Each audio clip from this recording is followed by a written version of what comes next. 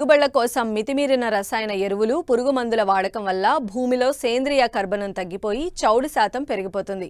పంటల సాగుకు పనికి రాకుండా పోతుంది. ఎంత పెట్టుబడి పెట్టినా దిగుబడి రాక రైతులు నష్టపోతున్నారు. ఇలాంటి పరిస్థితుల్లో జీలుగా, జనుము, పిల్లి పెసర, పచ్చిరొట్ట పంటలను పెంచి నేలలో కలియదున్నటం ద్వారా భూసారం పెంచుకోవచ్చు. పశువుల ఎరువు లభ్యత తక్కువగా ఉన్న ప్రస్తుత పరిస్థితుల్లో పచ్చిరొట్ట పైర్ల సాగు రైతుకు సులభమైన మార్గం అంటున్నారు శాస్త్రవేత్తలు.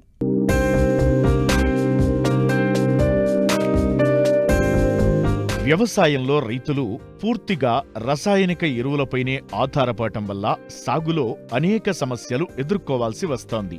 సేంద్రియ ఎరువులు వాడకపోవటం వల్ల భూసారం తగ్గి దిగుబడులు గణనీయంగా పడిపోతున్నాయి. పెట్టుబడి భారం పెరుగుతోంది. ఈ సమస్యలను అధిగమించడానికి ప్రత్యామ్నాయంగా పచ్చిరొట్ట ఎరువులను ఋతుపవనాల ఆరంభంలో వేసుకోవాలి. అవకాశాన్ని బట్టి ఈ పైర్లను వేసుకుంటే భూసారాన్ని పెంచుకునే వీలుంది. అంతేకాకుండా వర్షాకాలంలో భూమి కోతకు గురికాకుండా అరికట్టవచ్చు.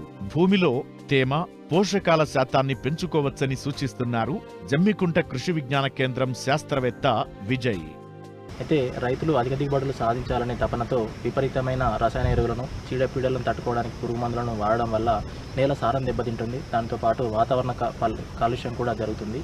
అయితే ఈ క్రమంలో మనము నేల సారాన్ని కాపాడుతూ, నేల యొక్క భూభౌతిక రసాయన లక్షణాలను కాపాడుతూ పంట దిగుబడులు పెంపొందించుకోవాలంటే పచ్చిరొట్ట ఎరువులను ఖచ్చితంగా సాగు చేయాల్సిన అవసరం ఉంది. నేల లోపల మనము ఈ పచ్చిరొట్ట ఎరువులు సాగు చేసినప్పుడు అవి ఈజీగా మనకు తేలికగా చిరికిపోయి మనకు నేలకు బలాన్ని చేకూర్చే ఎరువుల పంటలనే పచ్చిరొట్ట ఎరువులు అంటారు. పచ్చిరొట్ట ఎరువుల్లో కనుక ముఖ్యంగా చూసుకున్నట్లయితే మనకు జనుము కానివ్వండి, జీలుగా కానివ్వండి, ఉలవలు కానివ్వండి, పిల్లి పెసర కానివ్వండి, అదేవిధంగా పెసర పంటను కూడా మనం పచ్చిరొట్ట ఎరువులుగా సాగు చేసుకోవచ్చు. అయితే ముఖ్యంగా మనకు అన్ని రకాల నేలలకు, చౌడు భూములకు కూడా అనుకూలంగా ఉండి నేలలో కొంచెం మనకు సత్వాన్ని చేకూర్చేది ఎక్కువగా అంటే జీలుగా పంట. ఈ జీలుగా పంట కనుక చూసుకున్నట్లయితే సాధారణంగా మనకు ఎకరానికి ఒక 10 నుండి 12 కిలోల విత్తనం సరిపోతుంది.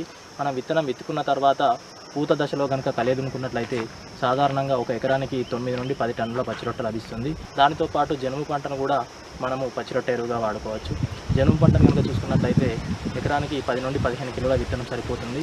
ఈ విత్తనాన్ని కనుక మనం చల్లుకొని మళ్ళీ పూత దశలో కలియదునుకున్నట్లయితే మనకు ఒక సాధారణంగా ఎకరానికి 5 నుంచి 6 టన్నుల పచ్చిరొట్ట ఎరువు లభిస్తుంది.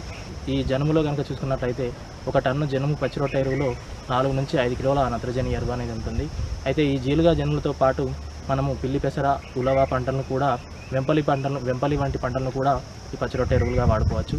వీటితో పాటు పెసర పంటను కూడా పచ్చిరొట్ట ఎరువుగా వాడుకోవచ్చు.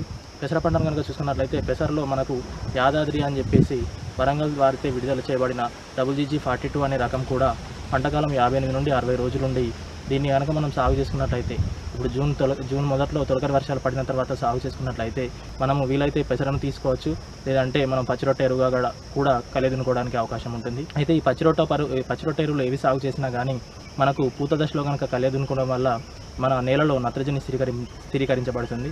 అయితే మనం గుర్తుపెట్టుకోవాల్సిన విషయం ఏంటంటే ఎప్పుడైనా నాట్లు వేసుకునే ఒక 2 నుంచి 3 వారాల ముందు, 15 రోజుల ముందుగా, కనీసం 15 రోజుల ముందుగా కూడా మనము రోటవేటర్తో కానీ లేదంటే కల్టివేటర్తో కానీ మనము ఈ పచ్చిరొట్ట ఎరువులను కలియదునుకున్నట్లయితే దానిలో ఉండే నత్రజని అనేది నేలలో స్థిరీకరించబడి మన భూమికి సత్వ చేకూర్చడానికి అవకాశం ఉంటుంది. కాబట్టి రైతులు మనకు వ్యవసాయ శాఖ వారు కూడా జీలుగా విత్తనాలను సబ్సిడీలో అందజేస్తున్నారు.